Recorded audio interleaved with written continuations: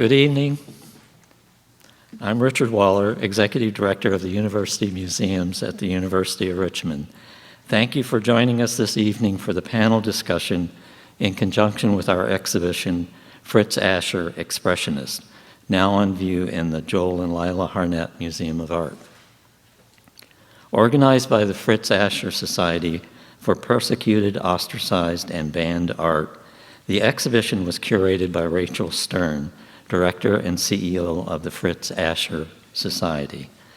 We are delighted to have Rachel with us this evening, and I would like to thank her for this very moving and powerful retrospective exhibition of the art of Fritz Ascher. You're here in the front row.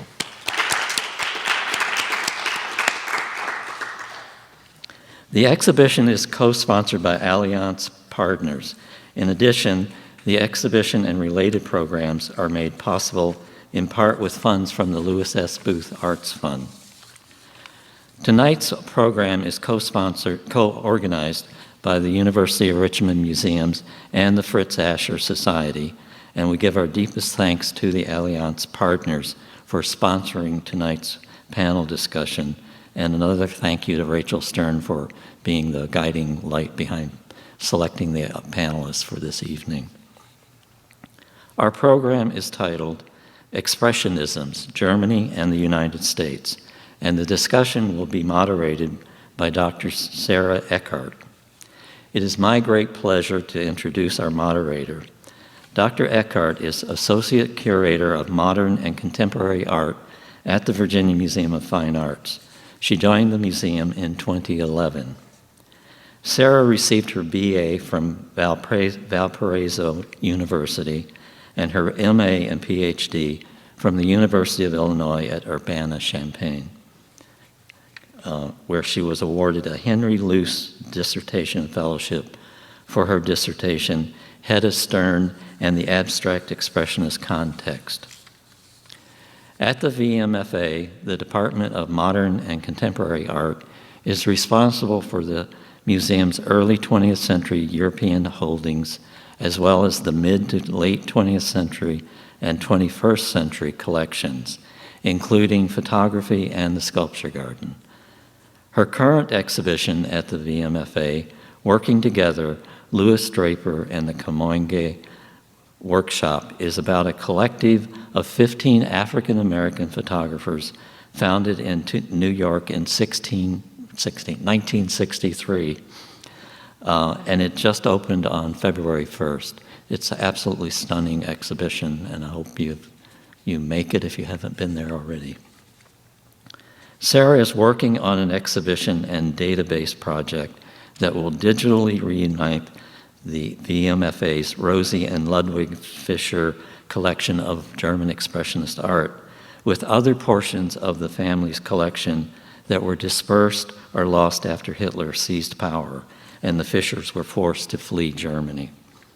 She recently participated in the German-American Provenance Research Exchange Program, which focused on increasing Nazi-era restoration research networks between German and American museum professionals. Please join me in welcoming Dr. Sarah ECKHART and our distinguished panelists.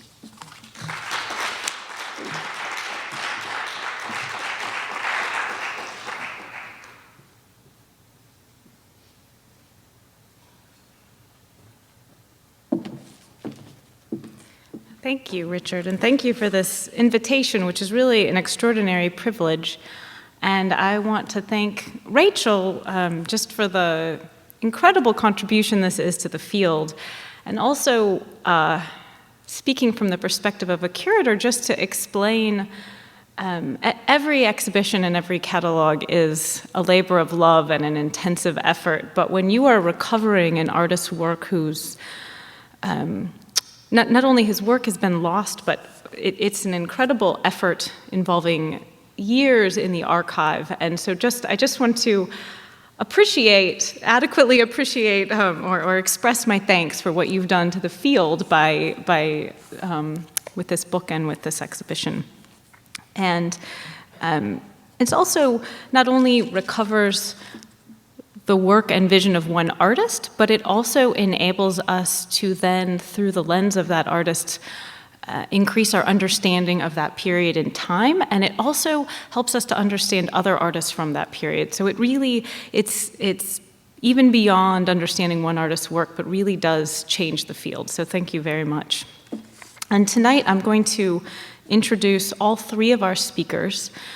They're then going to each present their papers, and then we'll all come back on stage for a discussion. So I'm going to introduce the speakers in the order of their papers, and these are some very distinguished speakers, so these are very brief introductions. I'm skipping over a lot of their accomplishments. First, we have ECKHART GILLEN, who's an independent curator from Berlin. Dr. GILLEN received a doctorate from the Faculty of Philosophy at the University of Heidelberg. He's organized numerous exhibitions and published widely on Russian, American, and German art of the 20th century.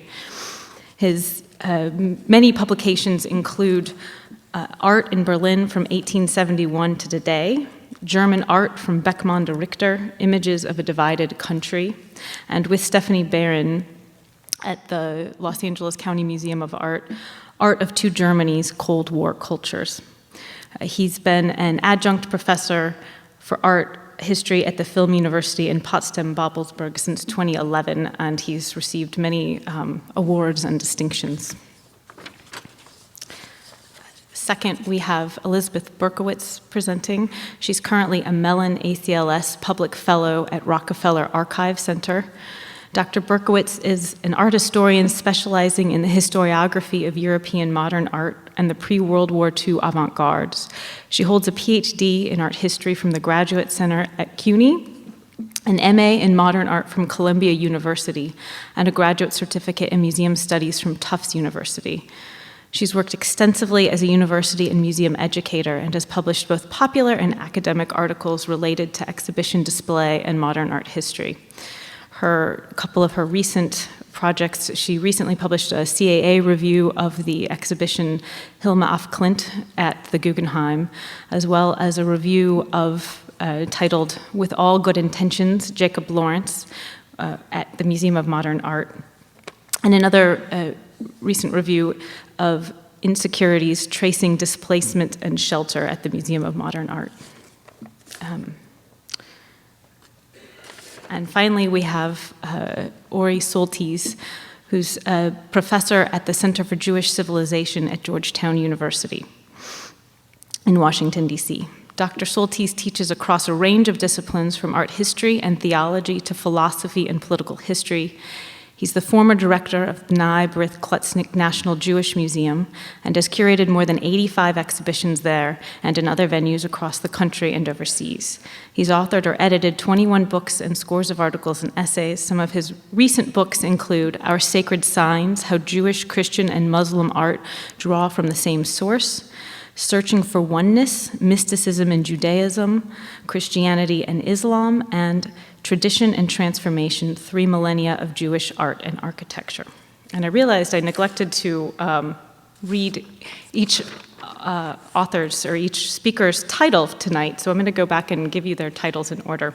ECKHART GILLEN's talk is titled German and American Expressionism, 1914, 1933, and 1941, Franz Marc, Ernst Ludwig Kirchner, and Mark Rothko, Manifestations of National Identity and the Break of Civilization.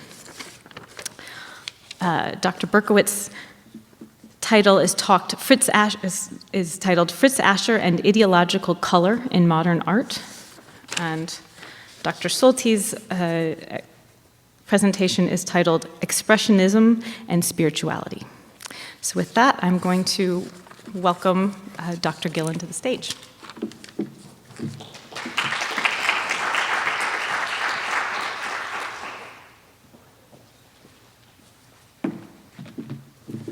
Thank you for the introduction, Sarah Eckhart, and thank you, Rachel and Richard, for this invitation to this wonderful place of thoughtful humanity. I feel honored to be here, and I already tried to integrate myself into this community by buying this wonderful spider belt. So I'm really proud to be here. And you heard about my title is clear, and my thesis you can read here. It's about the Great War, the First World War, and the German expressionists Otto Dix, Franz Marc, and Kirchner. And secondly, I will demonstrate the echo of this Great War in the end of the 1920s in Germany by presenting a letter of Kirchner expressing his great expectations for salvation by the National Socialists of Hitler. And finally, I demonstrate the great comeback of Expressionism at the beginning of the Second World War in 1941 in the United States of America by choosing the example of Mark Rothko. I start with Otto Dix, the only German artist who made self-portraits at the beginning of the First World War and in the end of the Second World War. You see here in 1914, a self-portrait a soldier shows him with a shaved head as a Dionysian fighter. And the second, you see on the right side, self-portrait as Mars. It's 1 year later, the god of war. Following Nietzsche's, he emphasizes the notion of chaos and destruction. Nietzsche's Zoroaster said one must have chaos within oneself to be able to give birth to a dancing star. Zoroaster's dancing star rotates and glows on the warrior's head and shoulders. Fragmentation and metamorphosis, movement and rotation are the central principles of this image. Rotating stars and suns dance around the soldier's head.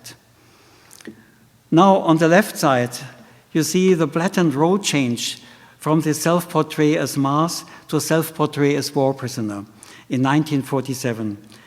It demonstrates drastically the changed perception of war by one generation who had once experienced the coming war as purifying thunderstorm in 1914. But now, in 1947, Dix is 57 years old and in French captivity as member of the last contingent of the so-called Volkssturm. He looks aged, like a shock. His eyes are dull and lookless. In the middle of the barbed wire, he remembers Christ on the torture stake. I'll show you the next. You see Max Beckmann's etching The Grenade from 1915. It gives an idea of the shock the artist suffered at the war's technological and inhuman character. In the same year, he suffered from a nervous breakdown. The etching shows a moment of detonation and at the same time the effect on the soldiers who were hit. In the foreground, you see 3 soldiers with terrible head injuries. The projectile appears as the black sun of the apocalypse. Shortly before the war, in 1913, Franz Marc painted the fate of animals. And he made also a watercolor to that. The center of the painting is dominated by a blue rearing deer, which looks like hit by a shot of a gun.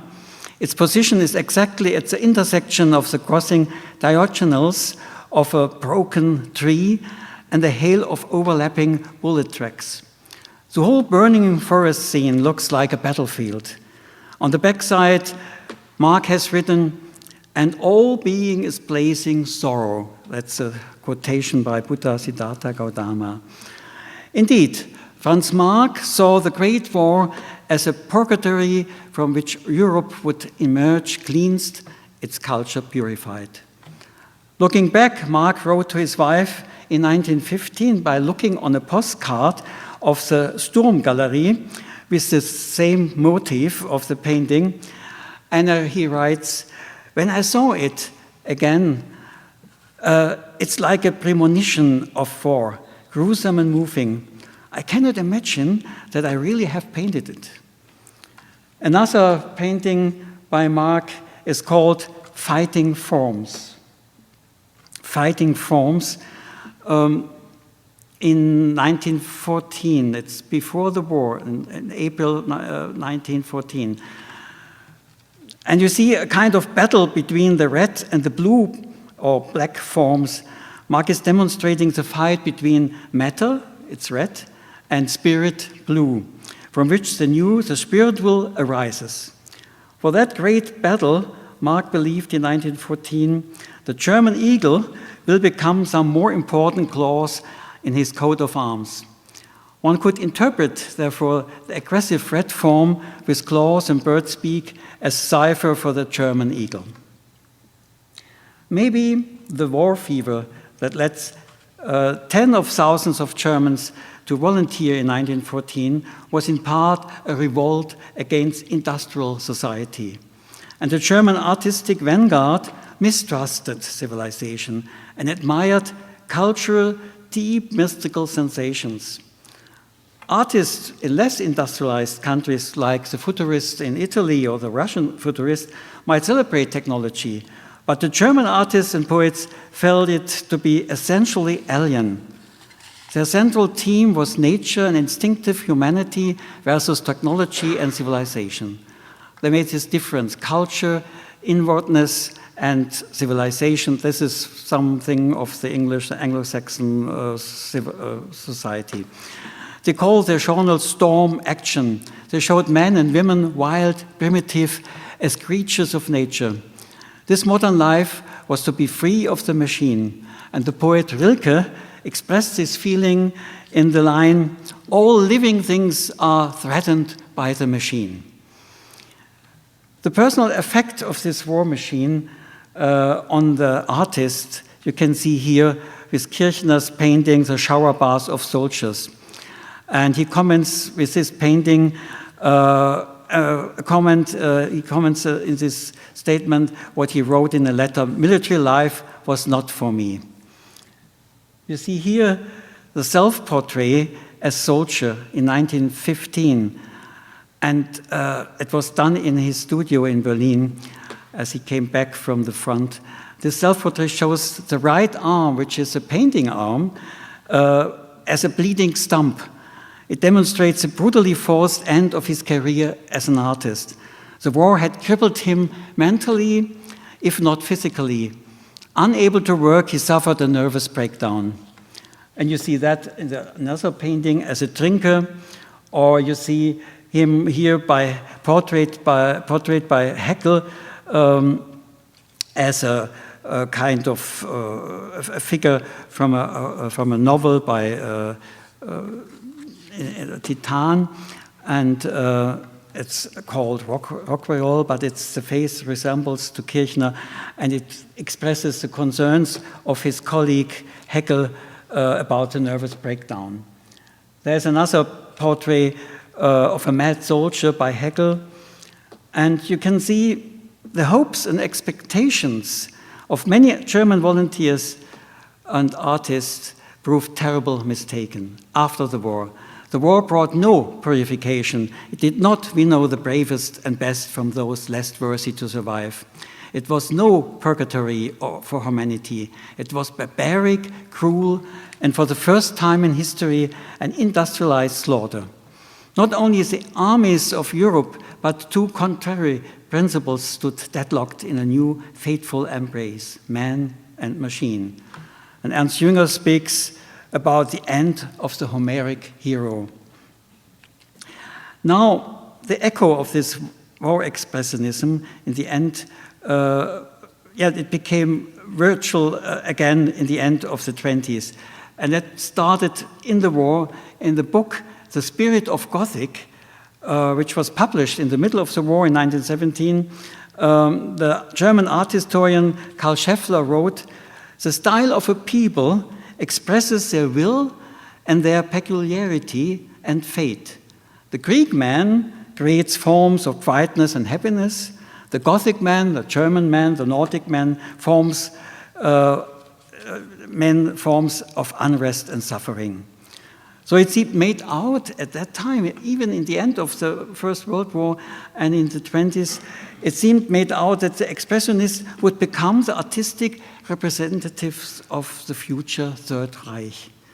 And the later Minister of Propaganda, Joseph Goebbels, explained in his novel Michael, A German Fate in Diaries, published in 1929, Quotation, "We are all today expressionists people who want to shape the world from inside out. Expressionism is building a new world." In 1929 by Joseph Goebbels. Only the blockade of the Rosenberg office against Goebbels and Hitler's preference for Biedermeier genre pictures stopped the establishment of Expressionism as an official style of National Socialism, comparable to Futurism, and the Italian Fascism. And even a man like Ernst Ludwig Kirchner, a Bohemian, a lonely pacifist in the Swiss exile in Davos, saw himself towards the end of the 1920s as a renewer of German art, the new Dürer waiting for the Nazi party taking power. Just one letter I'm quoting here, he was pleading, he pleaded for a Germanic art, even in 1925, as a kind of religion in the broader sense of the word. He was convinced the Romanesque art, the French, Italian art, is only image description, keeping on the surface. But the Roman artist is painting the what, and the German artist, the German painter, the how. And I just take as example one letter he wrote in 1930 to a young couple, and said, "I read every day the Völkische Beobachter, National Observer, and recently an article on modern art. I find my opinion word for word that art comes from the breed, but its effect is international. Oh, are they finally realizing in Germany that the museums are totally Jewish, verjudet in German? That is undignified to always put foreigners first in exhibitions. Should the struggle we have for recognition of art grown on German soil finally lead to victory by the National Socialists? But will they be able to understand my work? I hope so. The magic sign of progress, of eternal longing, the swastika, has long been our symbol." In 1938, he committed suicide. We can assume one reason was that he was expelled in 1933 from the highly prestigious Prussian Academy of Arts, and his art was banned in 1937 by the campaign against degenerate art. On the other side, he might have realized too late that his art was solely supported by Jewish art dealers and Jewish art collectors, and not by the Germans. Now I come to Roscoe, Mark Roscoe. He was born in the provincial town Twinsk in anti-Semitic Tsarist Russia with its pogroms against the Jews, which began in 1903. Today it is a city of Daugavpils in Latvia. He was traumatized by his hostile environment. Roscoe, at the age of 10, left Tsarist Russia, which was shaken by these pogroms. His parents immigrated against his will to America in 1913. He never did feel at home there until the end of his life. Through a friend, and quite by chance, he discovered art of painting in New York, and Max Weber at the Art Students League, also a Russian Jew, was able to convey the feeling and conviction to Roscoe that art may be a medium to express one's emotions and anxieties. In his new homeland, this is a self-portrait of him, very typical with his black glasses and awkward position. In his new homeland, Roscoe was ashamed of his Russian Jewish origins from poor means, but he was even more ashamed about his family's forlorn attempts of denying their origins. That will be one subject, you can see that here, of his earliest paintings, like in this street scene from 1937. Roscoe brought to bear his oppressive and disquieting feelings as a juvenile in his family in Portland, Oregon, before he went then to New York. The painting shows his mother together with Marcus and his sister Sonia, stiff and rigid as carved wooden figures standing on a tiered pedestal and appearing to be very small in relation to the architectural surroundings, the intimidating base of an enormous building. The mother wears an overcoat and has a white beard, as if she were mother and father all in one. In a protective gesture, she puts her hand on her son's shoulder. All three are heavily bundled up in warm clothes to protect them against the coldness of the outside world. The children have an angry look on their face. In contrast to the mother who gently pushes them forward into the street, the children's feet want to veer off from the rear on the right side of the left outside, to the left outside. But that movement threatens to push them away into the narrow space between the building's wall and the tiered pedestal in which they would be threatened to be engulfed and disappear on or to be wedged in. You can see that here. I mean that it's just a very important part of the painting.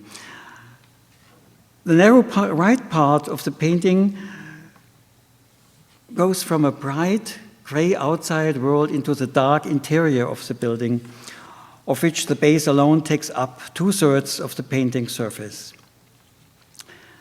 So another example is the untitled Entrance to a Subway from 1939. We are looking from the abyss upwards into the pale blue sky. We see bundled up figures going down into the Babylonian underworld of a city machine, into the collective depression of a cold soon, which will swallow them and disgorge them elsewhere again. Shocked about the first reports of the persecution of Jews in Germany and the outbreak of the war in 1939, Roscoe stopped painting almost entirely for 1 year in 1940. Instead, he dedicated himself entirely to Sigmund Freud's theory of dreams, C.G. Jung's writing on archetypes, as well as Friedrich Nietzsche's The Birth of Tragedy from the Spirit of Music. In the antique tragedy of Aeschylus, Roscoe finally found the motives with which he tried to visualize the terrors of war and the battle against the Jews. The discovery of archaic myths, the contact with surrealists such as Max Ernst, Robert Matta, and Yves Tanguy, Salvatore Dali, who came to New York as emigres around 1939 and 40, all that made it possible for Roscoe to find new forms of expression to give the terror a new and appropriate language. For Roscoe, it was surrealism that uncovered the basic terms and vocabulary of the myths. In the myths, he saw the symbols of a man's primitive fears and motivations. The myths hold us because it expresses to us something real and existing in ourselves. Our works only depart from a naturalistic reproduction of reality in order to increase the expressiveness of the topic addressed in the title and not to dilute or even eliminate it. Roscoe's understanding or insight is that the cradle of my paintings is violence. They are nothing but a tearing apart born of violence. In those years, Roscoe was possibly undergoing a re-traumatization of his memories of the persecution of Jews in Twinsk in his childhood. The flood of war images no longer allowed any holistic portrayal or depiction of human beings. Increasingly, he was only able to show them as mutilated. It was a breach of civilization which Germany had completed under the leadership of the Nazi regime that made the European refugee panic. Roscoe paints the decline of the Occident. The proud subject invoked for the 2,000 years no longer exists. The paintings, which were done starting 1 year later in 1941, show crucifixions, doomsday scenarios, butchered and mutilated bodies, bloody entrails. You can see here the example untitled from 41 and 42. A torso without head and arms and legs. It's set down in one corner, 2 chopped off hands or nailed into board. Legs are stacked underneath, under 1 served hand and 2 feet. War is here interpreted as murdering God. And you find here an example from Germany by Alice Lex-Nerlinger, untitled, Prothesis man. The prothesis man is composed of prothesis from head to toe. There is nothing human in him anymore. And on the other side, you see sacrifice of Iphigenia, 1942, refers to the cruelest sacrifices of an unborn and born children, and also refers to the vengeance tragedies in Greek mythology. The black cone with white lines presents Iphigenia's gown. On the right, we can see the figure of Clytemnestra, who appears impaled and spiked as a symbol for the loss of her daughter. Her narrow head is enclosed by threatening, extended, unshapely hands. For Roscoe, the core of the myth was the intended death of the child, an innocent child who was loved by its mother and killed by his mother. The painting shows deep pain and alienation. Conspicuous are the hard lines and edges and the red pines in front of which Iphigenia is standing, symbolized by her robe. She carries a black shroud. Her head is hardly present, as if life had already left it. The entire scenery is embedded in the yellow ochre, which has a warm but also ill effect. Another one is here, untitled 42. It's subdivided into 3 unequal zones. Uppermost on a narrow strip, we can see deconstructed faces, 2 eyes, 2 nose sections, 2 mouths. The eyes preside over the scenery much like God's eye. And in the middle zone, we have then in the center a stack and a silhouette of the wing of an eagle. On the narrow strip down in the bottom strip shows hands, a human foot, and the talons of the eagle. Again, the extremities appear to be chopped off and detached from the body. In 1945, Roscoe explains these paintings.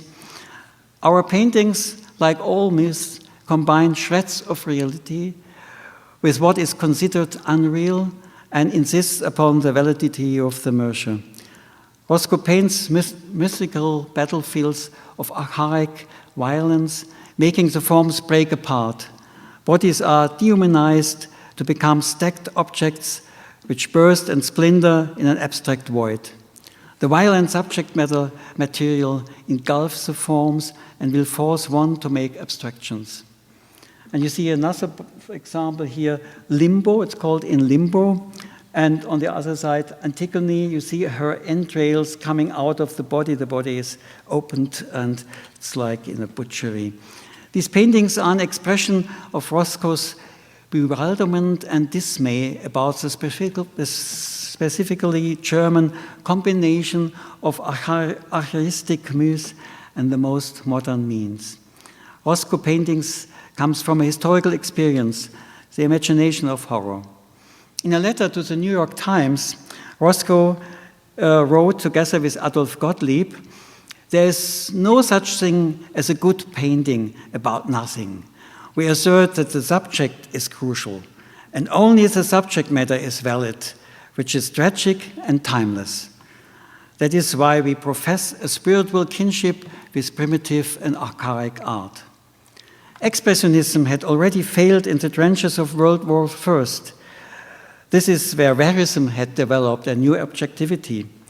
Even Surrealism and Roscoe's archaic paintings found their limits at the end of the World War II in 1945, under the impression of the first photographs having been taken after the Allied forces had liberated the extermination camps in Buchenwald and Bergen-Belsen, and the photos then having been published in the United States in the newspapers.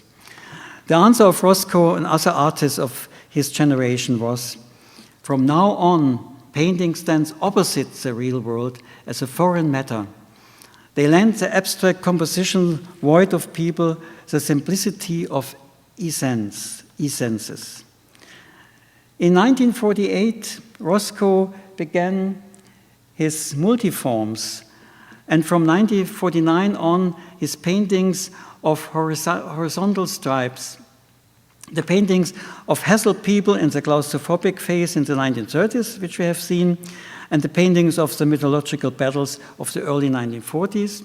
Indeed, the representation of the individual at all. That will be all replaced as of 1949 by three disembodied horizontal color fields, hovering in space and released from any force of gravity. The subject's force and energy is transmitted by the intensity of the color, which is luminous from the inside.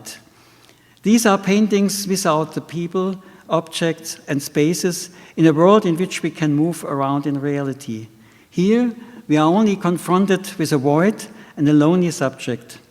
An entirely new absolute painting develops, which no longer presents reality and which could be interpreted as Roscoe's attempt to free himself from the gravity of being, from his family, his origins, from history. You see Mark Roscoe's number 12, 1951. From then on, Roscoe developed his painting to a tragic place of longing. The art critic Dora Ashton observed his penchant for words being with trans in English, transcend, translate, transplant. This is about a transition or crossing of boundaries, but also of researching or searching for a beyond of the reality of people. But this kind of art was not the final fulfillment of art history as we know in the meantime. It proved to be a dead end. And the last painting of Roscoe is gray and black, and he did that, the last painting, before he committed suicide. Thank you very much for your attention.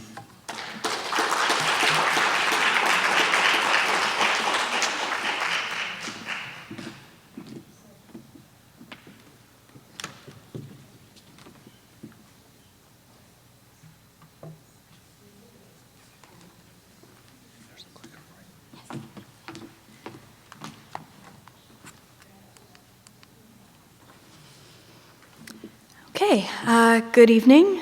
I wanted to thank Rachel Stern for inviting me to speak on this panel, to my fellow panelists for their papers, and to the University of Richmond Museums and the Modlin Center for hosting tonight's event.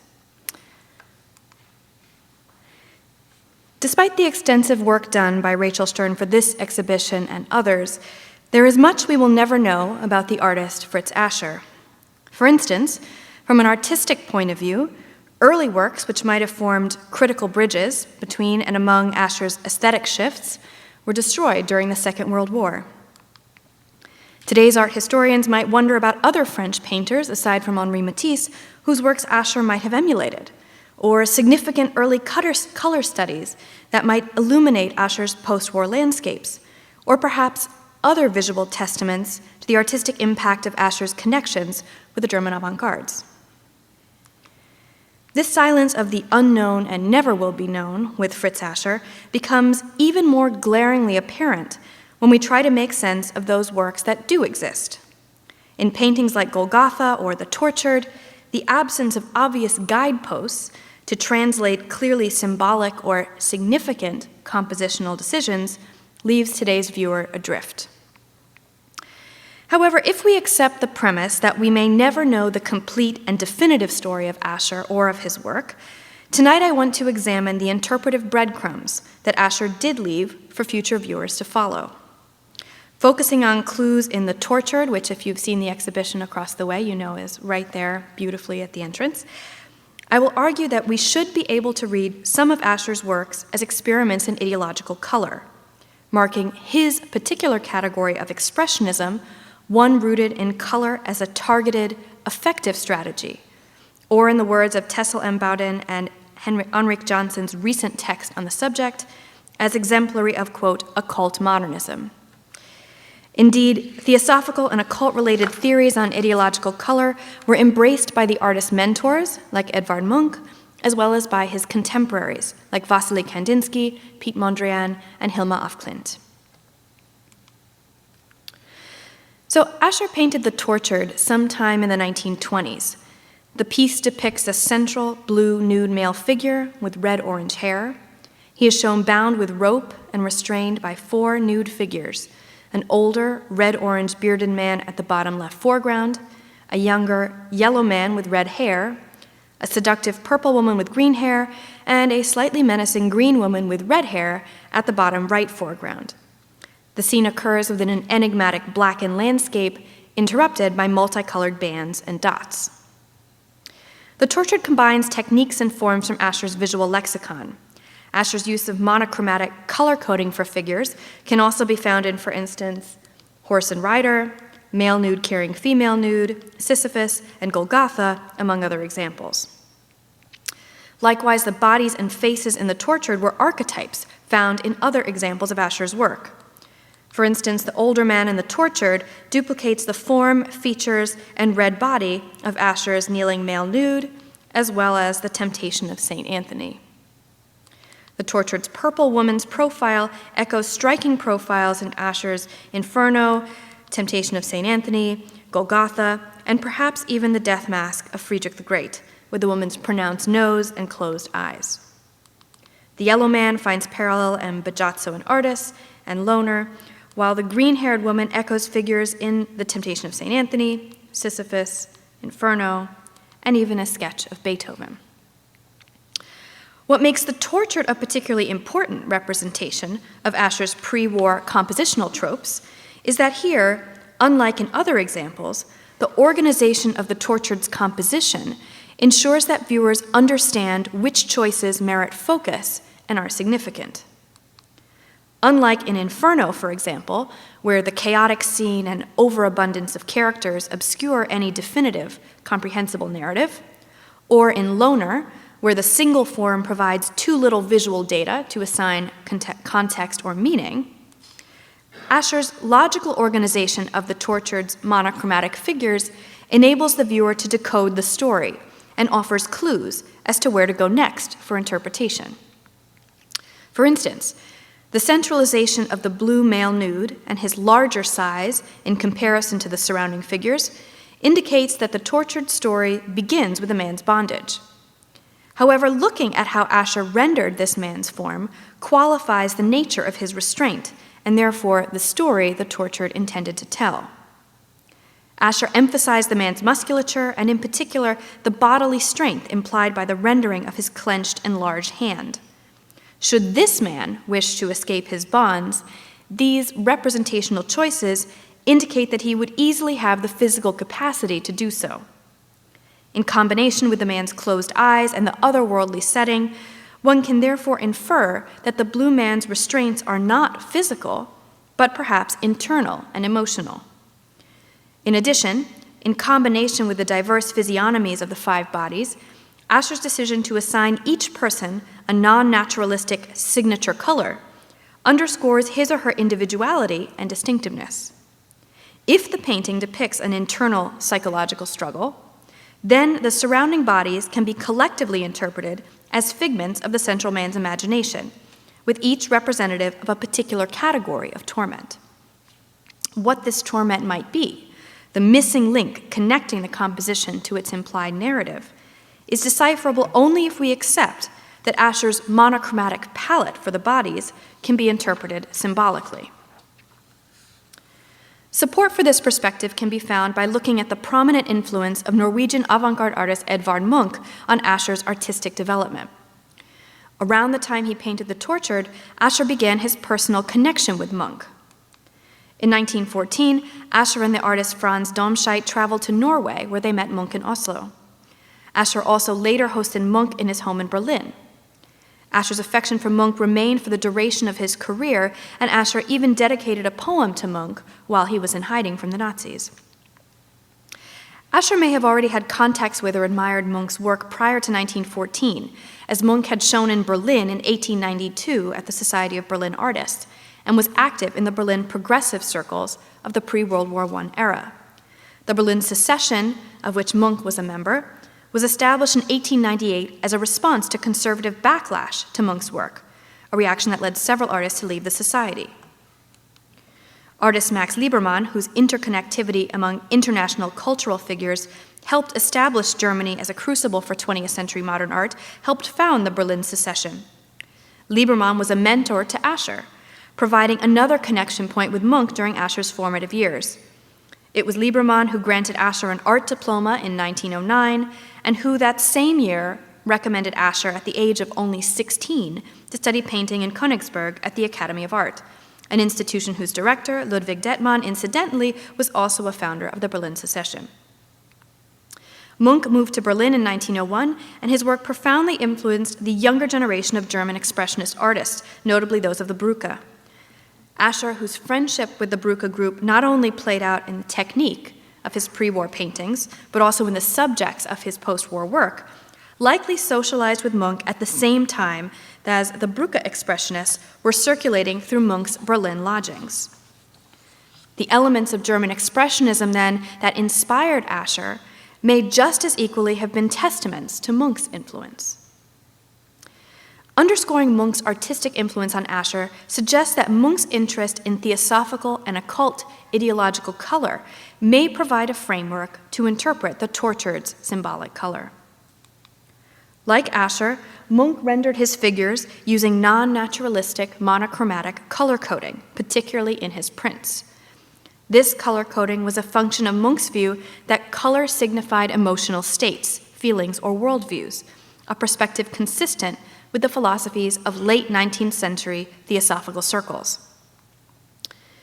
Theosophy was an outgrowth of 19th century spiritualist ideas, which emerged as ideological counterweights to rapid industrialization and increasing materialism. Founded in 1874 in New York by Russian émigré Helena Blavatsky, Theosophy soon gained traction abroad, with notable theorists and proponents in the British Annie Besant and the Austrian Rudolf Steiner. According to scholar Maria Carlson, Theosophy, quote, united religion, science, and philosophy into one grand synthesis that explains everything, end quote. Theosophy's core belief was that there exists a single universal occult tradition known as the secret doctrine, on which all religions, past and present, are in part based. Common to Theosophy and its sister occult movements was a belief in the underlying duality of the universe, a belief that the universe was comprised of polarities always in tension. Hence, Theosophical-inspired art often dealt with the juxtaposition of male and female, light and dark, vertical and horizontal, and warm with cool colors. Such art aimed to use these visual signals to bring viewers closer to an understanding of the universe. As a visualization of the invisible forces of the world, theosophically grounded art desired to induce an epiphany in viewers or illustrate a utopia possible through a turn to spiritualist principles. Popular visual expressions of such occult beliefs included the use of symbolic forms and colors, increased abstraction or complete abstraction, use of sacred geometry, attempts at synesthesia, notably visual art aspiring to illustrate the effects of music, and cosmic imagery.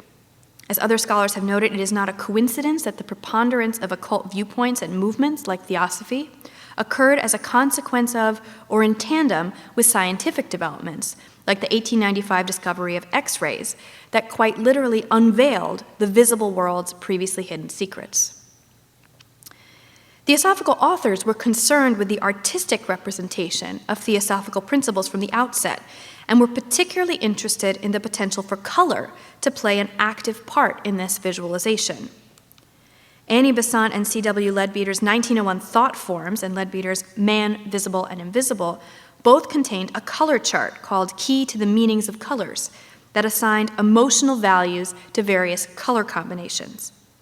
In Thought Forms, the authors noted that, quote, emotional changes show their nature by changes of color in the cloud-like ovoid, or aura, that encompasses all living beings, end quote.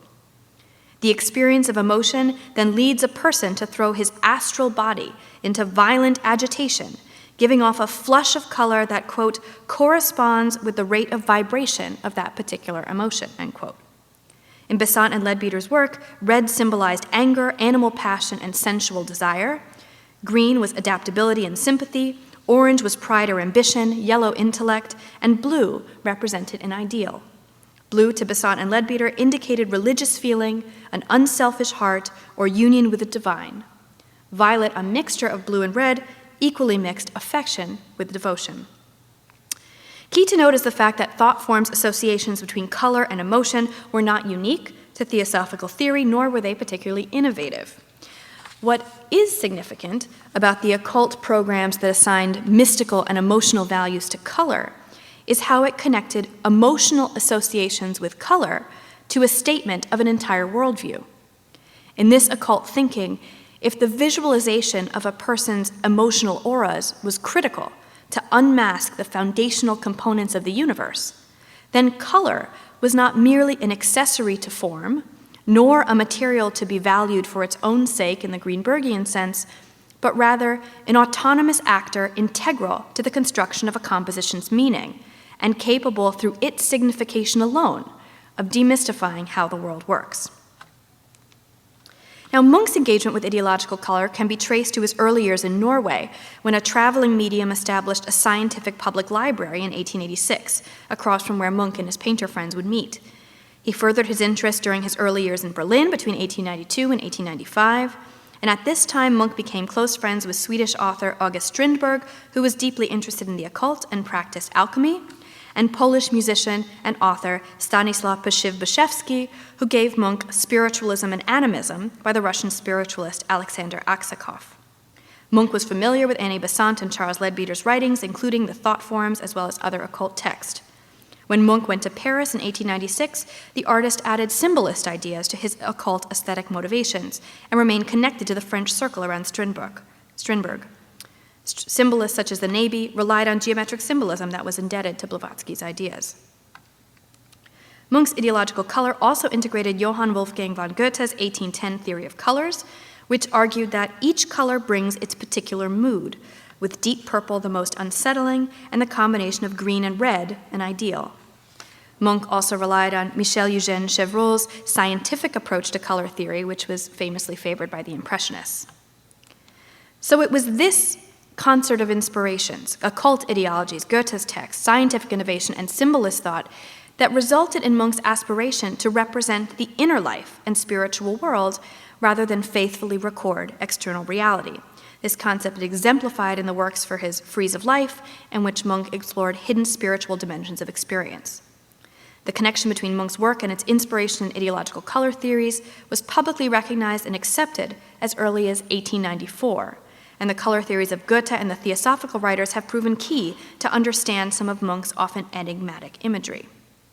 Curator of the recent National Gallery Munch exhibit on ideological color, Jonathan Bober, has, for instance, interpreted Munch's 1896 woodcut, Man's Head in Woman's Hair, according to theosophical color schemas, describing the woman's brown and orange coloring as representative of selfishness and sensuality, with the man's green implying sympathy, thus leading Bober to conclude that Munch's color choices imply the woman's callous disregard for the man's love. Now, Munch was not alone in his pursuit of ideological color. Interest in imbuing color with philosophical significance predominated among the pre-war avant-garde circles, notably in the work of Vasily Kandinsky, the Puteaux Circle, and as recently showcased in a Guggenheim exhibition, artist Hilma af Klint and her female circle of mediums, the Five. Kandinsky's work was famously influenced by the Russian symbolists and the theosophical writings of Besant, Leadbeater, Blavatsky, and Rudolf Steiner. In his 1911 Concerning the Spiritual in Art, Kandinsky, using theosophical terminology, described the psychic effect of color as color produced vibrations in the soul.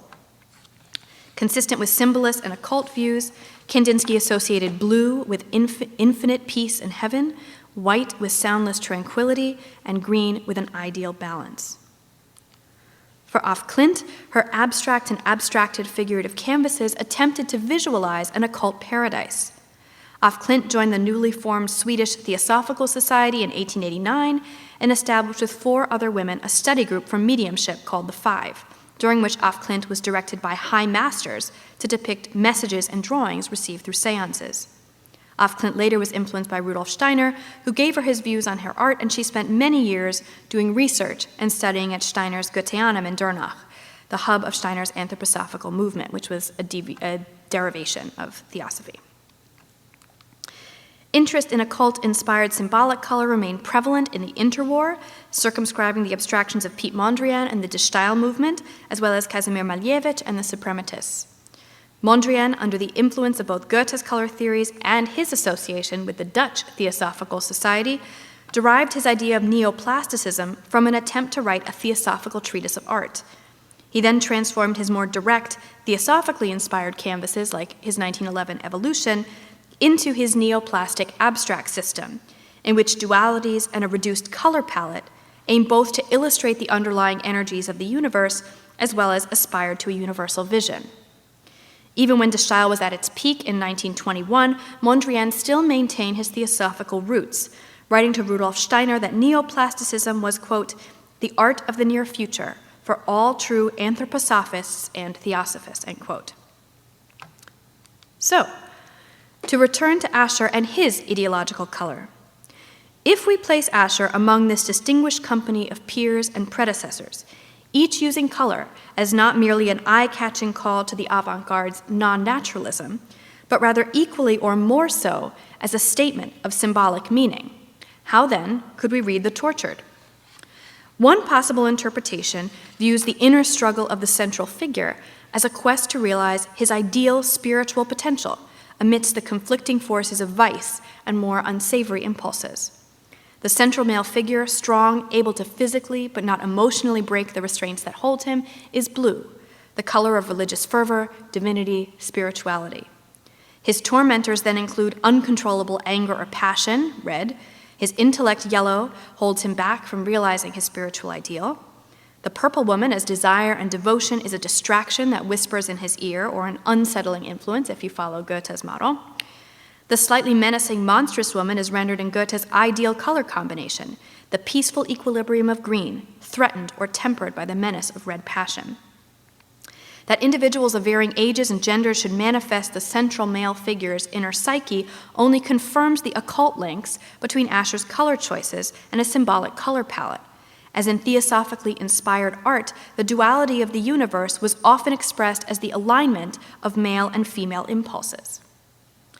We may never know with certainty if Ascher's version of Expressionism was an example of occult modernism, if he relied on occult-inspired color theory in The Tortured and in other works.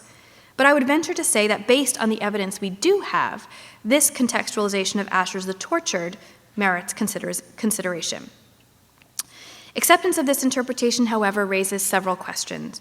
In the main, how does this line of thinking impact our readings of the rest of Ascher's work? Namely, his later post-war landscapes, which increasingly veer to abstraction, deliberately remove figures, and use color as the narrative drive of each scene.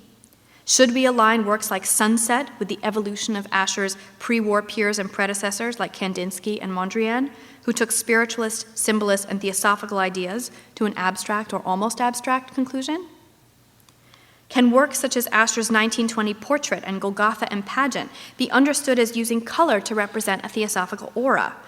In the absence of documentation to suggest otherwise, should we attribute sufficient weight to the occult or theosophical line of influence, via Munch and the German Expressionists, to assume that Ascher's interest in ideological color continued after Ascher emerged from hiding, his artistic influences then stunted and frozen to a time before his 1930s persecution? And similarly, if we place Ascher's work among the proponents of ideological color and ideological abstraction, how does this shade our understanding of Ascher's works on both Christian and Jewish religious subjects? If he was operating along the paradigm in which color and line underscored the spiritual impulses present among all religions, both Eastern and Western, can or should we read any personal religious belief into his depictions of Golgotha, Christ, or the Golem? Or should we instead see Ascher as using these narratives as signifiers of stories possessing deep spiritual import or significance, but whose meaning should be derived less from the content and more in which the manner this content was rendered? These questions may remain forever unanswered, but I present them to you here as food for thought. Thank you.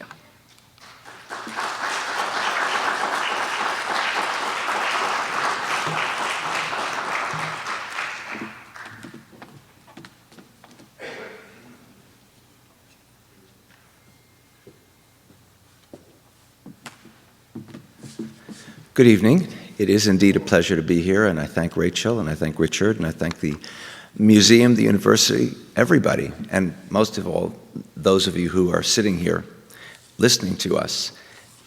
My subject is Expressionism and Spirituality, and I want to begin by making a few distinctions. One, between spirituality and religion, where the latter, religion, tends to be associated with a specific and systematic manner of engaging that other, that for lack of a better word I'll call divinity, whereas spirituality is a broader, I think, and more generalized term, although the two obviously overlap.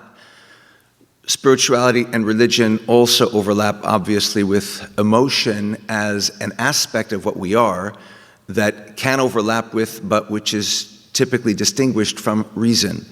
Religion doesn't address our reason. Emotion doesn't address our reason. Reason is something else. So expressionism, which is fraught with emotion, is by definition connectable to spirituality, although not necessarily to religion. And with that in mind, I would add further that one must, it seems to me, particularly if one is talking about art that is developing in the late 19th and through the early 21st century, distinguish conscious and unconscious as far as motivations of the artist, particularly when we think about the fact that the time when Fritz Ascher was born, 1893, was just a hop, skip, and a jump before Sigmund Freud would realize how important the connection between his dreams and his unconscious was in the aftermath of his father's death, and the dreams he began to have, in which he realized, coming awake from those dreams, how much anger he had against a father about whom consciously he had never realized he had any anger. And it leads to the publication by 1900 of the interpretation of dreams. If one talks of expressionism in the late 19th century, certainly there is no artist whom we could associate more distinctly with that term than Vincent van Gogh, the Dutch artist whose career trajectory is not what he ever wished it to have been. He did start out, as it were, professionally speaking, in the art field. You know, he was working in a gallery here and a gallery there, very unhappily, very depressed, and he went home and decided what he really needed to be was a minister, an evangelical missionary. And he was so intense in his religiosity that the peasants whom he was trying to convince were offended by him. They felt he was more of a peasant than they were, so how could they be drawn to the spirituality that he was trying to foist upon them? And by 1881, he takes up painting. Well, you all know where the story goes from there. It's a white heat from there to his death 9 years later. And among his better-known works, which is the one I've put on the screen for you, is the work known as Starry Night, of course, from 1889, one of many works done the year before he died. And we recognize immediately the Van Goghian brushstrokes. We recognize the vastness of the starry heavens and the swirling material that we understand is evocative of intense emotion and so on and so on and so forth. But it's interesting to me that the central image, dead center, is the steeple of a church. And given his intense formal spirituality, which has evolved away from the formal to become spiritual as opposed to religious, it's interesting that that image is right dead center. It's also interesting that it has a parallel to the left, which is that giant cypress tree which takes the same sort of form. And if the giant cypress tree takes the form of the church steeple, but the church steeple is tiny where the cypress tree is gigantic, and the cypress tree has this long history of being understood as a connective between heaven and earth, it's not accidental that cypress trees all around the Mediterranean are associated, for example, with graveyards, with cemeteries, because they play that kind of role. So it would seem that the cypress tree here could perhaps be intended, not consciously, perhaps unconsciously, as a statement of nature, which is that which God hath wrought, which is gigantic and dominates that church steeple, which is what humans have wrought, it's human architecture, in our attempt to connect to God, but we fall short. And no one was ever more conscious of being a human being who fell short than Vincent van Gogh.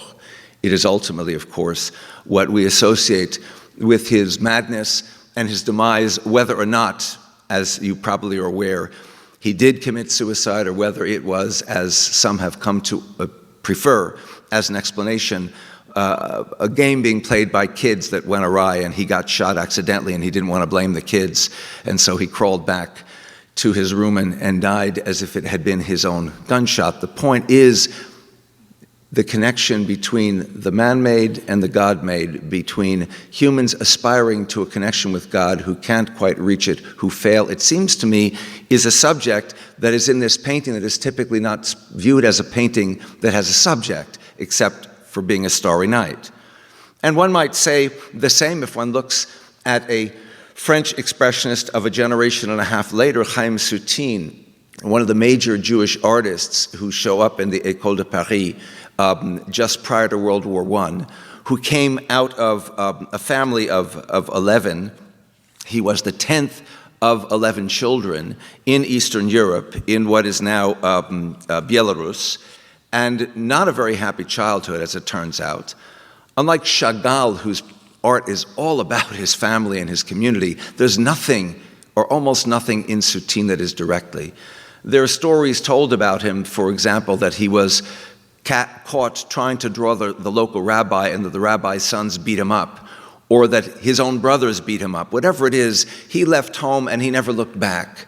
And he came to a Paris in which he never really learned French very well, so aside from being a Jew in this new milieu, he was a Slav in this new milieu, he was at least 2 or 3 times removed from being someone comfortable in that world.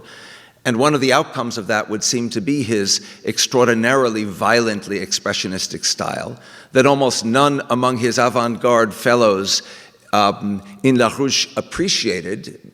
Modigliani was an exception to that rule, Utrillo, but most of them didn't like his stuff because they thought it was just too crazy. No matter how crazy they were, this was too crazy.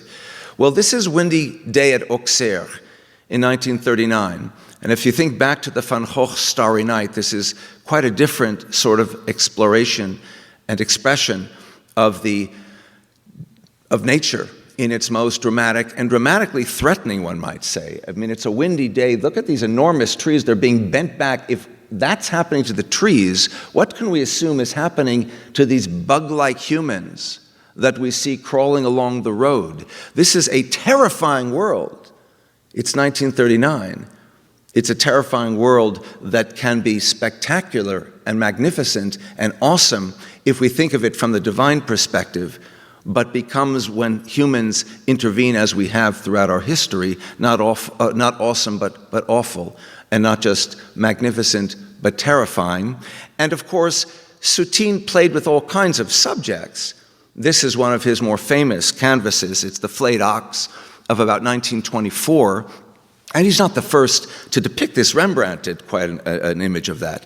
But Soutine seemed obsessed with it, and of course, to pull a page out of Elizabeth's book, he doesn't just depict a flayed ox. He depicts it with this absolutely spectacular color, with this blood red against the blue of truth that turns this figure into not as much an abstraction as perhaps a symbol. It's a very crucificatory figure, is it not? And perhaps that's the kind of message that he is trying to give about crucifixions. Again, I think of the image of the animals from 1913, was it? Whatever, right around World War I. This is very much one of those animals that has been cut apart by humans. But Soutine also occasionally, and more than occasionally, moved in a more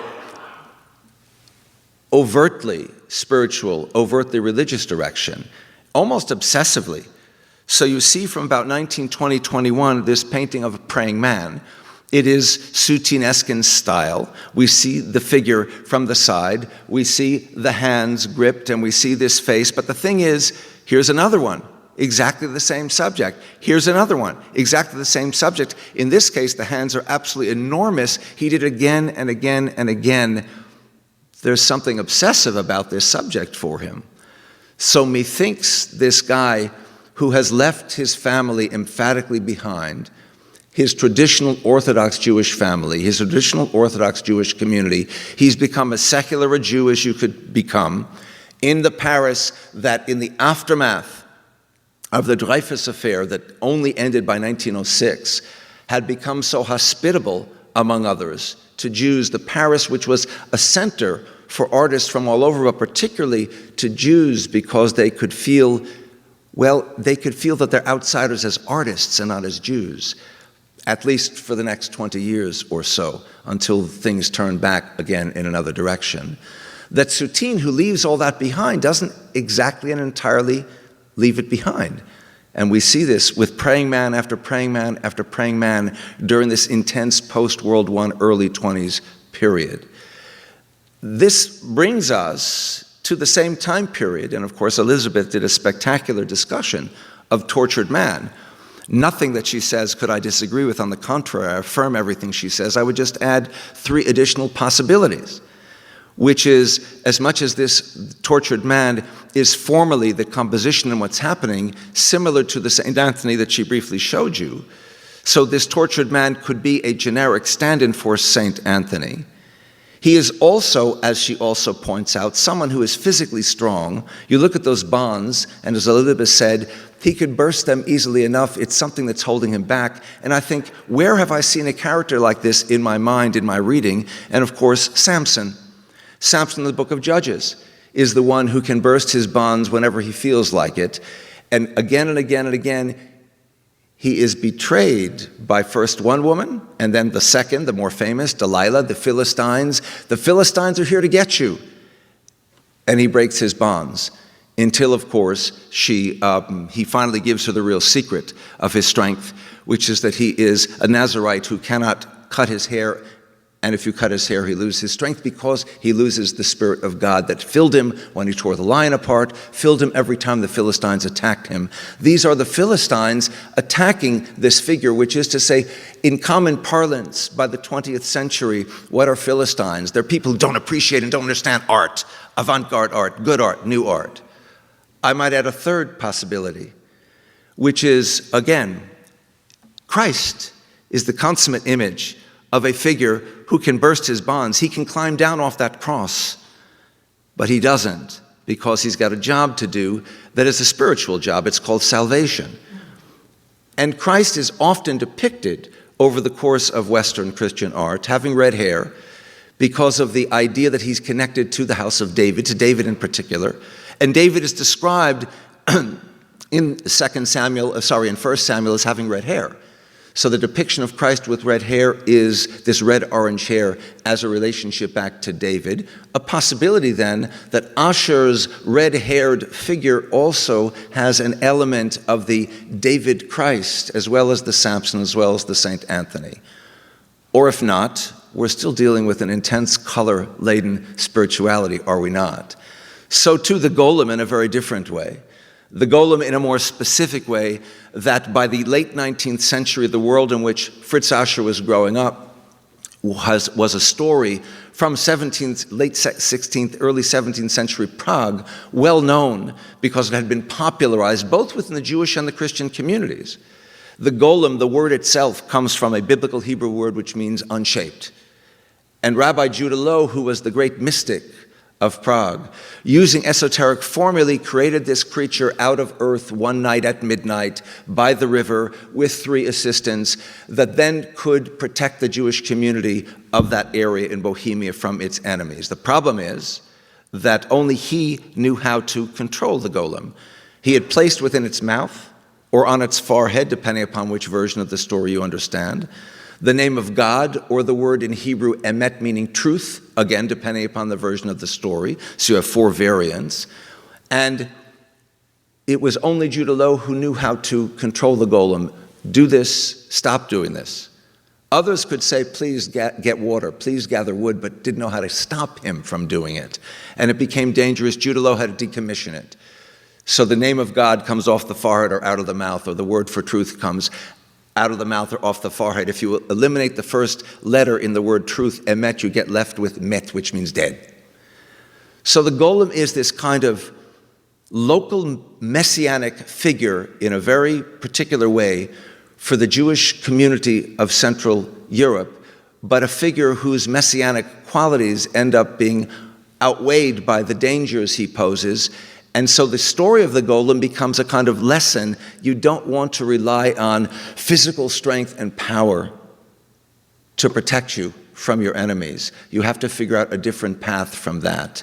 And that's the significance that the golem ends up having for the Jewish community. So Fritz Ascher is part of a group very familiar with this story and very fascinated by it. And he paints this rather extraordinary painting because we have the golem in the background, of course, towering over the other figures, like the mother in that early Rothko painting, towering over her kids before they fall into the abyss. And the three figures are presumably Judah Low in the center and the two assistants, his son-in-law and the sexton of the synagogue to either side of him. But they have rather odd expressions, do they not? First of all, nobody looks at us except the golem. Everybody else is looking off as if there's something going on to the side and something which seems to very much intimidate them. And if anything, the only character here who kind of looks like, how shall I put it, a nice guy, is the golem. The three characters who are his creators and the ones whom he is supposed to protect, us Jews look a little bit other than nice guys. They look deranged, or they look just terrified, or is this just all about emotion? This is a spiritual story. He's created, after all, with that most intense form of spirituality, mysticism and mystical formulae. And at the same time, it's a story with a very unhappy ending, as it turns out. And we can see other interesting and odd things about Ascher's engagement of specific religious ideas in other paintings, such as this, which also Elizabeth shows you, one of his Golgotha paintings. And I call your attention just to three things. One, the character who is the Roman soldier to your right, who might presumed to be that Roman soldier who stabbed Christ in the side, who then realized, oh my goodness, what did I do? Ekkehoma, behold the man. That famous figure who is so important within Christian thought and Christian art.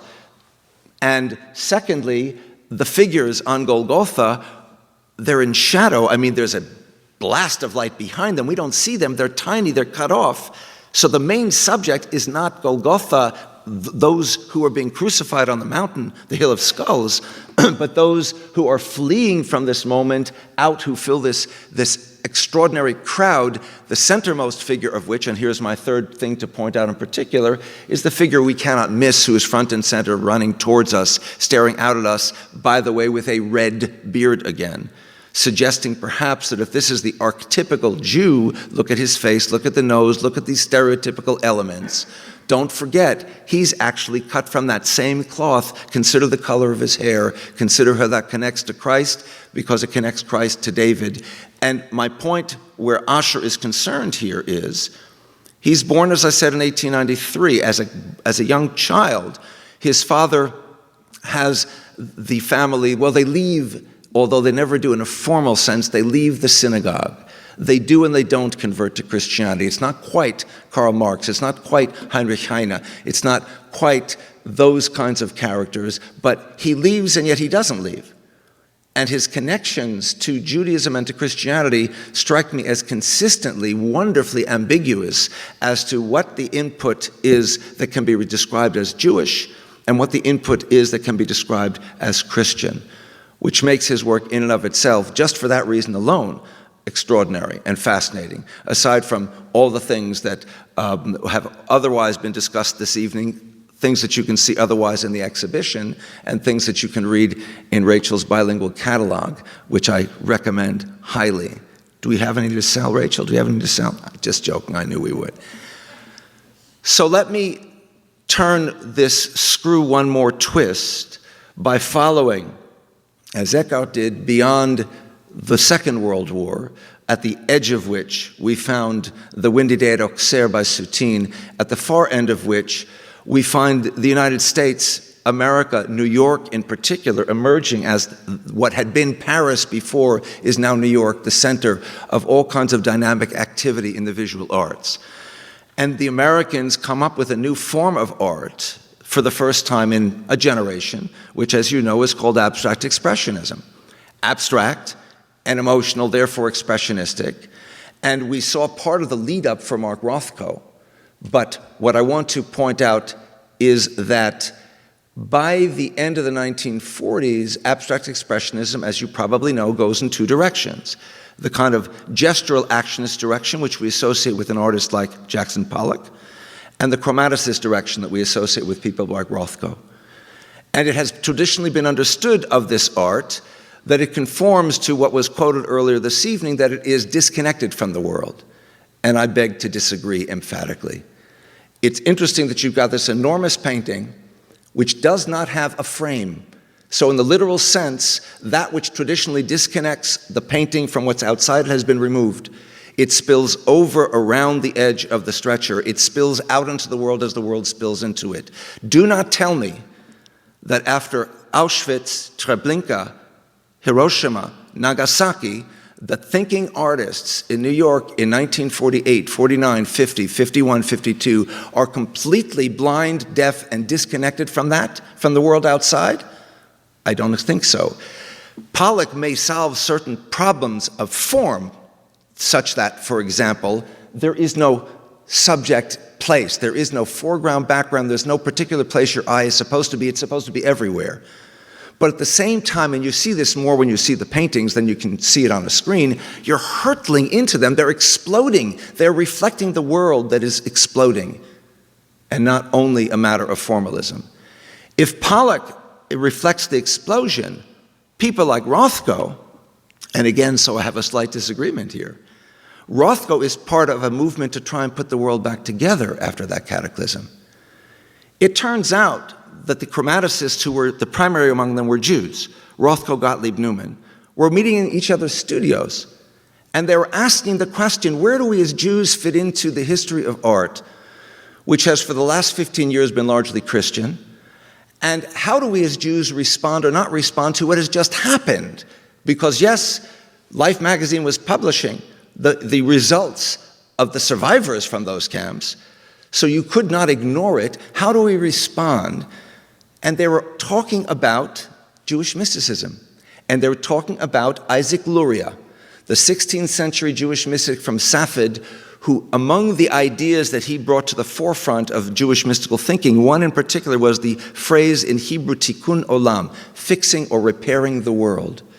The obligation of the mystic who achieves enlightenment, not to achieve enlightenment, but to come back from that experience and improve the community and the world around him, the obligation for all of us to leave the world a better place than it was when we were born into it.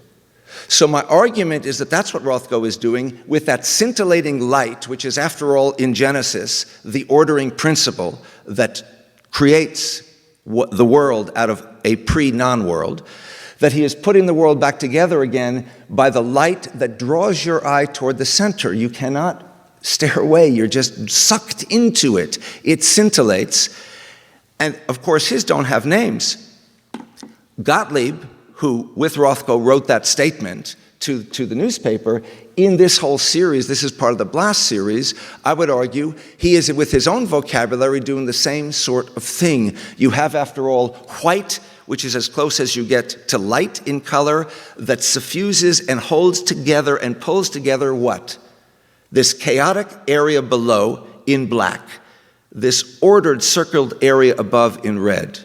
Well, circle has a history that goes back hundreds and thousands of years as an association with completion and perfection, because there's no beginning, there's no end to a circle. What we see above is the perfection of heaven. What we see below is the chaos of earth. But what we also see in compendium, red and black together, are, going back to the Italian Renaissance, the symbol in color of purgatory. And purgatory, as you know, is the ascent from inferno to paradiso, from hell to heaven. This is an effort in a completely secular way to be messianic in putting the world back together and bringing us from hell back to heaven. And the one who really wrote about it and who gave his paintings names that tell us about it is Barnett Newman, the third in this trio. So this is among his zip paintings. He called that little strip of color in the middle zip.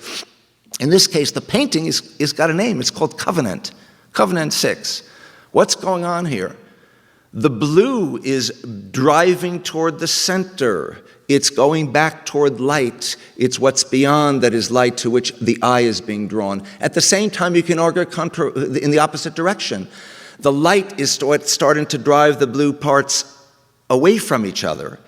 In either case, it is a process of ordering through light, or in this case, reordering a universe that has become chaotic. No painting more explicitly and expressly expresses this than Newman's relatively small painting, The Name 2. It's at the National Gallery of Art in Washington. There is no The Name 1, so it's an oddity that he gave it The Name 2 as a name, but it's The Name 1. Well, what do you have here? You've got this plain white painting with two very, very thin strips of gold, you can barely see them, that turn it into a threefold painting. In other words, it's a triptych, isn't it? Well, the triptych is, through the course of Christian art, a very important art form, because in Christian symbolism, it's the Trinity. And you have in the center the Christ child on his mother's lap, flanked left and right by a pair or a quartet of saints, or you have the Christ on the cross on Golgotha, flanked by the two thieves.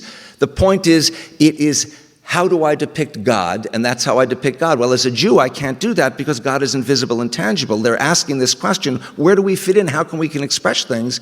Here's our answer. I, as a Jewish artist, have done what in the history of Western art is consistently done. I've got a triptych, and I've depicted God the way I depict God, which is that there's nothing there.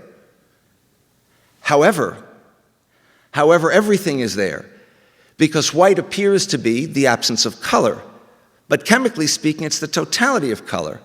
So all of color is there and there's no color there, which brings us back to the question of theodicy that was being asked by the early 50s after the Holocaust, the justice of God. How do 1 million children get fried in ovens if God is all-powerful, all-good, all-merciful, all-knowing, involved, interventionist, interested in human affairs? How can that happen? Is the theodicy question being raised by that point, and that they're asking, and that he is asking with this painting. And you interview someone from Auschwitz who says, I could never believe in God again after what I saw. And you interview someone else who says, I couldn't have survived without my belief in God. So the answer is God was both absent and present. By way of a kind of circumlocution, color is absent and present as a stand-in for God. And how do I know that? Because he told me. The painting is called The Name. Any Jew who knows anything about traditional Jews, or any non-Jew who knows anything about traditional Jews, knows that you don't say God except when you're praying. You don't say Elohim, you don't say Adonai. You substitute the phrase in Hebrew, Hashem. I'm just talking, I say Hashem, meaning the name.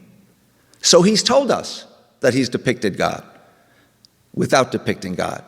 It's a multiply layered circumlocution, which brings us full circle back to landscape and back to Fritz Ascher, who in the course of the war, as you know, is hiding for 3 years in the basement and then elsewhere in an apartment of Martha Grassmann, who is a friend of his mother's, in the Grunewald, right in the middle of the part of Berlin in the forest where the Nazi brass are dwelling, so hiding, so to say, in plain sight. He's got no materials and he's got no ability to paint. So he writes these very, very intense poems. They're very dense and intense. They're about love, they're about God, they're about nature, they're about music, about Beethoven, about Munch, all of this sort of stuff.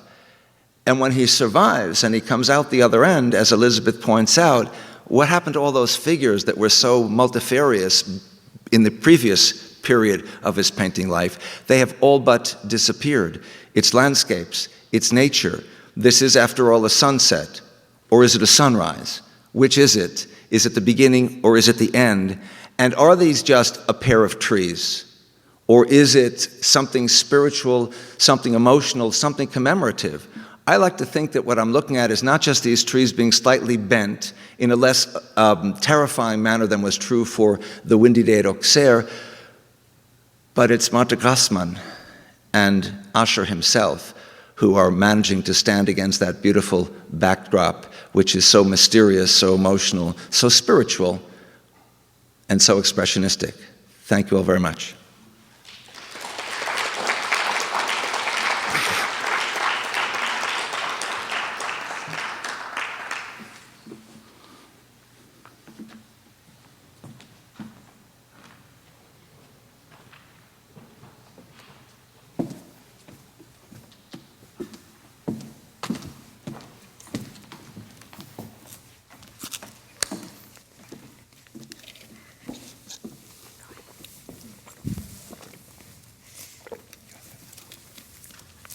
thank you. This was incredible. And a lot of strands, a lot of connections, and a lot of pieces to gather between all of your presentations tonight. Well, there were many things I was struck by, but one thing that I think you quoted ECKHART from Rothko saying that when his works from the 1950s, he was attempting to free himself from history with those works, after you quoted the piece from the New York Times from the early 1940s when he was specifically writing about tragedy. And what I was thinking about actually was both the artist's works, but I was also thinking about the way we've learned art history and the way we've been taught abstract expressionism and the way we've been taught expressionism. And I don't know if the way I was taught holds true in Germany or not. But I think that, at least the way I learned it pre-World War II, we talk a lot about historical context when we talk about the artist's work.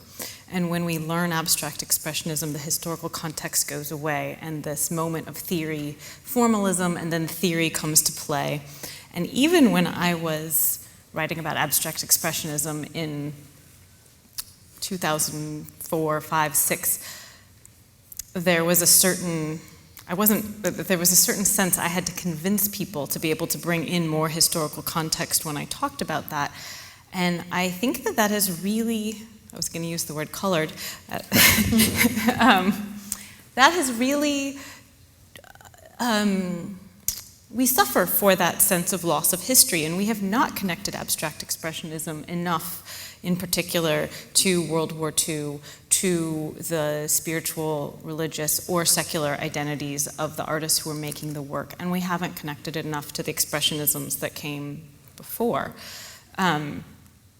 So I think that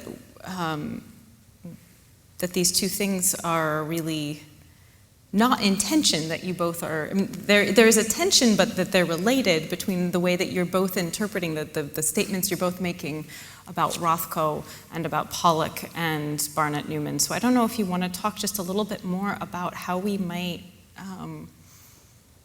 well, first of all, how we learned this. How did you learn these artists? When you were taught about abstract expressionism, were you given historical context, or is that something that you have brought back in? I think what Barnett Newman wrote in an essay, which I didn't quote now because it becomes too long, it was, you can't compete with that reality, the reality of these photographs. You can't compete with your art. So you have to make a break.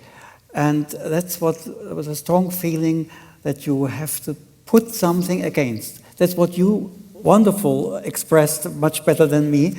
But what he said is, we want to live on, and we need another world of what Adorno said. It's we live in a wrong world, but we have the hope of, something from the future or from the messianic world can be already in this wrong world. And this is what he did with his stripes. He was freeing himself from this history, from his own history, from this traumatization in his childhood, and also from what he re-traumatized in reading in the newspapers. And he said something against that. He gave up all that, what he tries with mythological tormentations and things and so on, and he's put something against. But in the end, of course, he failed with that, and it ended with gray and black. That's a dramatic, is his home drama or his tragedy, that he ended like that. And from many victims of this Holocaust, of this system, finally they committed suicide. Many writers, and this is the dramatic thing, that he tried to rescue himself, for looking for salvation and for this messianic, but in the end he failed. So 3 things. One, to answer your question, no, I didn't read it. I mean, I wasn't taught it. I didn't study with anyone. I bring this to it based on my understanding of art, artists, of whom I've known hundreds, and art history. So my contention is that, first of all, the formalism is not mutually exclusive from there being a connection to the outside world. Secondly, yes, the problem of photography, Newman is right, but if he read his own art history, then he would know back in 1830s and 40s, with the new studies in optics and spectroscopy and the development of photography, that was a problem for painters, which yielded Impressionism. So the whole idea of Impressionism was, we're not trying to compete with the camera, we're not trying to do what the Renaissance painters did, which is to give you the illusion that you're looking through a window into space and seeing volumetric figures within 3-dimensional space, or 3-dimensional figures in volumetric space. We're doing something different, which had its own validity.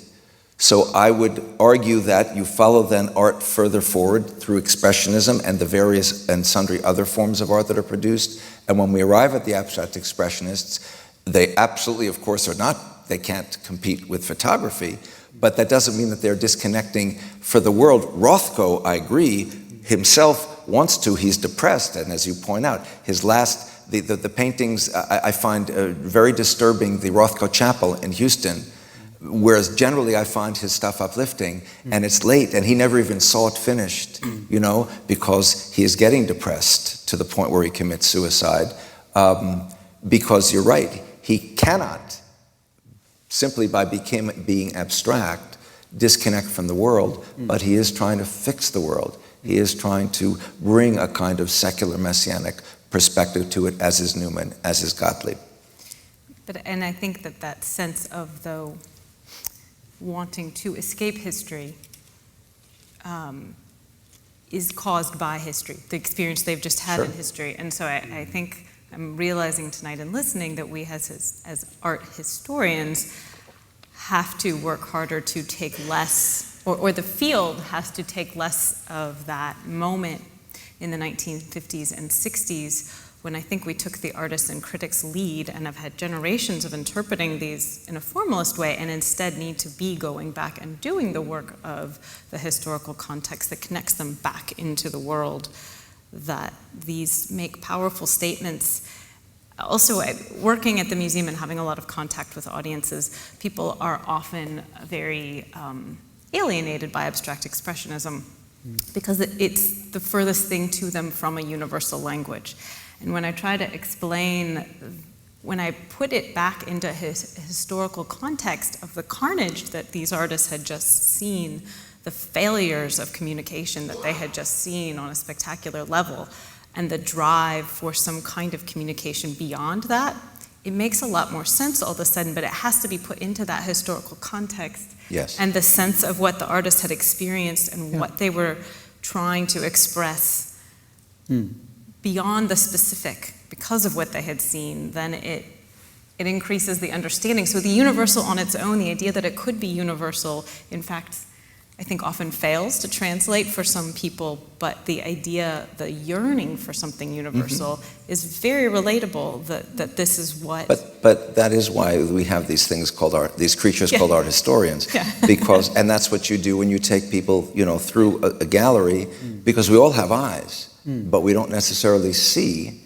and you're just helping people see and think about what they might see, that the artist, and sometimes the artist is very explicit, sometimes the artist is, I can't tell you the number of times when I did exhibitions and wrote about an artist and what they were doing, and the artist said, you know, you're right, I was doing that, I didn't realize I was doing that.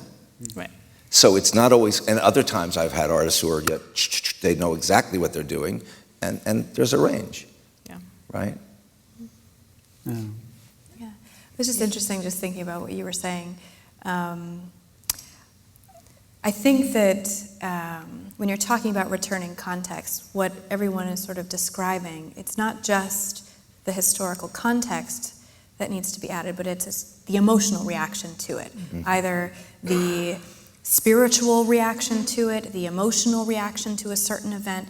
Those are the features that I think are most difficult in art history as we have inherited it, including going back to the pre-war era, to sort of integrate. When you go back to thinking about, again, thinking back to the occult components, right? People like to separate, for example, with Mondrian, don't like to talk about theosophy. In a similar way, it would be difficult to think about Rothko or Newman, and you're connecting it specifically to a spiritual philosophy connected to a religion as a reaction. That's the reaction to contemporary events. That feeling, that emotion that's connected to a belief system, I think for some reason makes people very uncomfortable in contemporary, or at least in the modern art history that we have inherited. And I think part of that anxiety comes from the fact that people are worried that if you lean into that dimension, somehow it's antithetical to looking at a formal analysis, or it invalidates it. I think, Ori, you specifically pointed that out. Pollock, as an answer to certain formal problems, doesn't negate the fact that he was, right? And so I think that to me is one of the central tensions if we think about the art history that we have inherited and where we want to go with it. Well, how do we ensure that these two poles are not viewed as antithetical and that they are seamlessly coexistent? Yeah. And ambiguous. I like that you used the word ambiguous. Because there aren't, I think people also fear that if you realm into, you made the distinction between spirituality and religion, and I think that people get concerned that there would be a singular interpretation, but rather you can open up far more interpretations. Sure.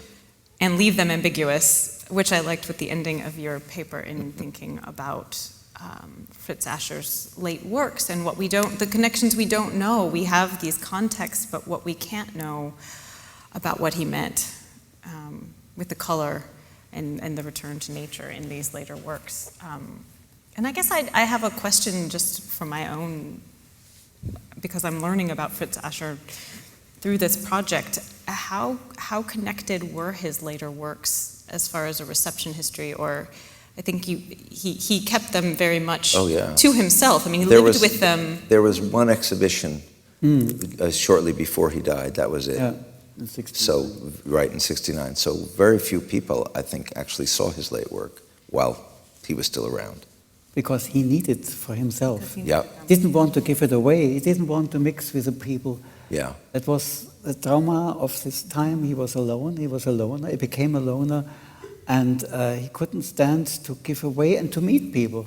He was not mixing with the art scene in West Berlin, with Hannah Höch, with all these groups of Rosengalerie and so on. Which was very different from where he was between, 1910 and 1930. Yeah. He was part of a real movement and involved with all these people. Yeah. So he was significantly scarred by the experience. It was surviving. The paintings were helping him to survive. There was a dialogue. He had a steady dialogue with his paintings, not with people. Although, again, further ambiguity and mysteries. Rachel can tell you about this inside and out. The young woman with whom he would take walks in the woods, holding hands. A married young woman. As far as we know, they were friends. Or the kids whom he used to love, they were welcome to run around his studio, it didn't distract him.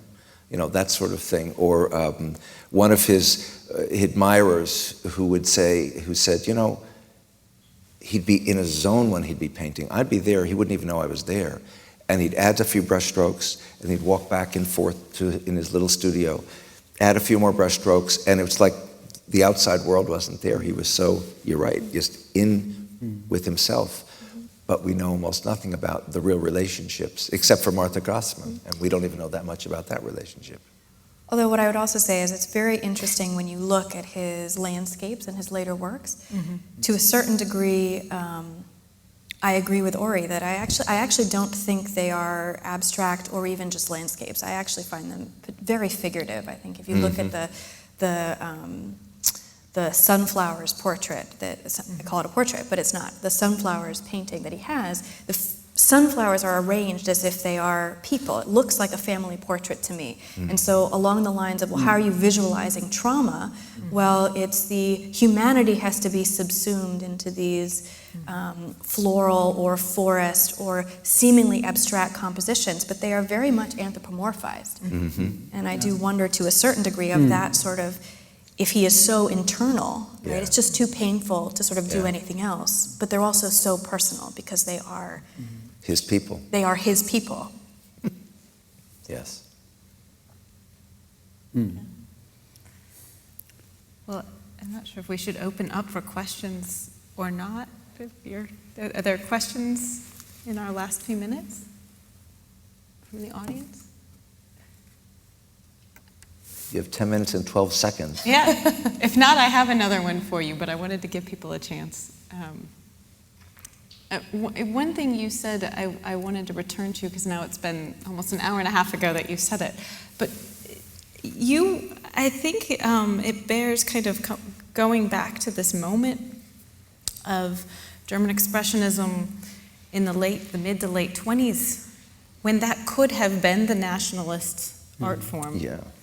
I think that I learned recently when I was in Dresden last March, the story of Hans Posse, who had been the director of the Albertinum in Dresden, and he built, of course, Dresden was the home of the beginning, the city where Die Brücke was formed, and that he had built a beautiful collection of Die Brücke art for the Albertinum, and then was selected by Hitler to be the director that was the head of the entire Lens project that was going to be, for the audience's sake, for much of this confiscated art coming from museums around Europe. It was Hans Posse, who was in charge of gathering it and then sending it off to what would have been Hitler's, I don't know, I forget the official title. It was called the Mar-a-Lago Museum of Linz, I believe. And all the bathrooms were going to have gold fixtures, and all this art that the Führer approved was going to be on its wall. I was just waiting for the... we've already got architecture, bills coming out about architecture. At any rate, so he then had to rid his own museum of the collection of nationalism that he had built. Hans Posse had to rid his own museum, and they still lack that, so they now have to borrow works by Die Brücke artists for their own museum in Dresden, where the movement was formed and where Hans Posse both built and then had to get rid of this collection. And so this idea, and to me, I think this is a very recent understanding in art history that Kirchner would have thought that German Expressionism could be the sort of national visual language of the Nazis. That's the problem, that the Nazis didn't invent Nazism, that Hitler didn't invent Nazism, that Hitler only borrowed that from the bourgeoisie because he was sitting there and talking there in the salons in Munich together with Rilke and Hofmannsthal and all these people, and they are, and whatever. And this comes not from Hitler. Hitler was just taking use of it. And I was one time from a publisher said, well, you make Georg Simmel a Nazi. I say, no, I'm not making a Nazi of Georg Simmel, this philosopher, but he was saying that in 1914 in Strasbourg. It was his speech, and you have only to quote the speeches before and at the beginning of the First World War. You have that what then comes out and bringing the Second World War, that the Germans were thinking that we are better, we are the thoughtful people, and all the other people around us, they are materialists, they are fond of technology and industrialization. They had the industrialization, of course, but all these intellectuals were thinking, no, we are more above all that material world. And that's what deeply is inside these artists like Mark. Mark died in 1916. He was at the front.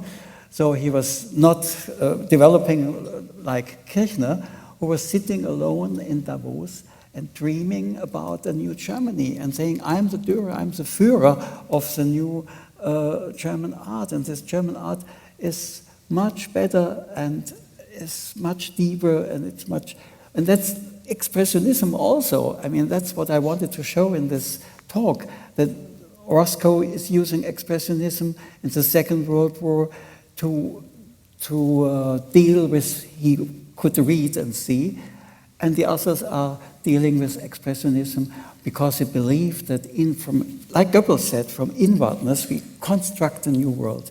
That's Goebbels. I mean, Goebbels was a fond of the Brücken expressionists and Nolde, and he was collecting them. Goering also in Karenhall. It's only that Hitler and some others were very, narrow. He was an artist himself, narrow-minded, but it doesn't mean that this is a kind of national identity, and it was found in expressionism and with Jünger and with Gottfried Benn. I mean, you must read what he was writing about expressionism in 1934. Incredible. I mean, I didn't want to translate that into English because it's nearly not possible. I realized this pragmatic language, you can't really make a real translation of this German stuff. It's crazy. Yeah. It's interesting because it just highlights the arbitrariness of the politicization of forms of art.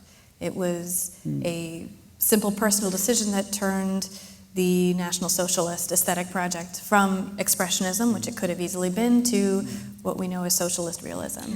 And it's just underscores the degree to which anything is innocent until mobilized in the wrong way. You can mobilize it. Right. But the Führer develops his own, as you say, very narrow perspective on the kind of art he likes. And Karenhall is filled with stuff he wouldn't have liked. Of course. And when I laughed to myself when the Führer would come visiting, quick, hide that stuff in the closet, hide that stuff in the closet. And this is one of his right-hand men, right? And Goebbels' later statements about art, Second in power. Yeah. So, we are an odd species. But one last quotation. I like Kitai's sentence saying, I'm a non-religious believer. Yeah. This is, I think, the formula of an artist. And I'm not, sorry, I'm I'm a religious non-believer. That's all right. Religious sorry. non-believer. I'm a religious non-believer. Yeah. the other way would work. Religious non-believer. That's important. But given that art itself Yeah. has, for going back 30,000 and more years, has been an instrument that as a species we've used to try and address that other, because words are inadequate or insufficient, there's a logic to the fact that as we treat art as a kind of, and it's all created, so the artist in a certain sense on a small scale does what God does, creates. Yeah. So the artworks become creations, and the creator of the creations become then naturally subject to interpretation, just as God does through history, which is why you have so many hundreds of different religions, each of which thinks this is the correct direction or is wise enough to realize it's only one direction of understanding God. So it's feasible that we can look at the same work of art and have different interpretations that are neither of which is right or wrong, both of which are right and wrong. And not only in the case of an ambiguous character like Fritz Ascher. And it makes sense that he held his work so close because of its openness to interpretation and because of the way interpretations had been turned against works of art. Sure. That makes sense as a response to what he had just returned, that these would be objects that he would make and that he would live with, but that we now have to... In the opening chapter of Oscar Wilde's The Picture of Dorian Gray, the artist who has been painting the image of Dorian Gray is told by his Lord Henry Wotton, you must exhibit this. And he says, I won't, there's too much of me in it. And I'm afraid, I'm afraid my soul will be exposed to the world if I show that painting, not of me, but of him, but because I'm in it. Yeah. So, yeah. Well, thank you again very much, Thank all you. of you, and thank you, Rachel, and thank you, audience. Thank you all very much.